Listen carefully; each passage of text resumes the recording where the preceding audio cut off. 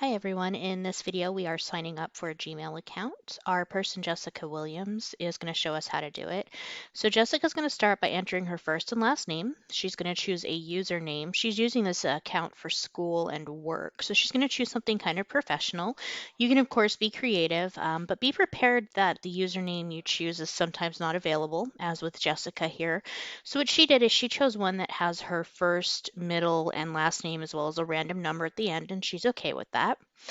She's now moved on to her password, and she's using her cat's name in combination with some uppercase and lowercase letters, as well as some numbers and symbols, which is easy enough for her to remember, but possibly harder for someone else to guess.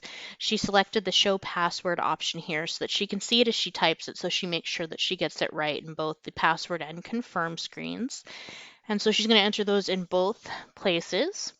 And then as soon as she is done with that, she's going to double check all of her information, and she will make sure that it is the way that she wants it to look.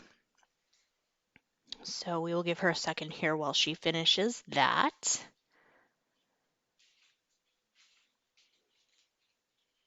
There we go. And then when she's happy with it, she's going to go ahead and select next.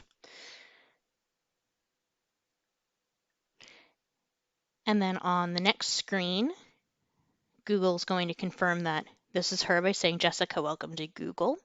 And it is going to ask her if she'd like to enter a phone number. This is optional for this account, so if you don't have a phone number available or you don't want one associated with your account, you don't have to give it one. The recovery email address is asked for in case you lose access to this account. They would send you a password to the other email address so you could recover it. If you don't have one, that's okay. You don't have to put one in either. It will verify your birthday just to make sure of your age. In this case, Jessica's entering her birth date. The gender field, again, is optional. Jessica is going to go ahead and put in female. If you click why we asked for this information, it does tell you. When she's entered that, she's going to hit next. And then it's going to take us to the next screen where we have privacy and terms. You can read through it. It'll tell you what they use your information for, what it gives you access to. You scroll to the bottom. If you're okay with everything, you click I agree. It'll take a second while the screen thinks. And it usually doesn't take any more than 30 to 40 seconds here. Sometimes it can take longer depending on your connection, but in this case about 30 seconds, and we are loading into the Gmail account. So your email account is now created. It will load for the first time. This is what it will look like. You'll get a couple of pop-ups and it'll tell you what features your account has.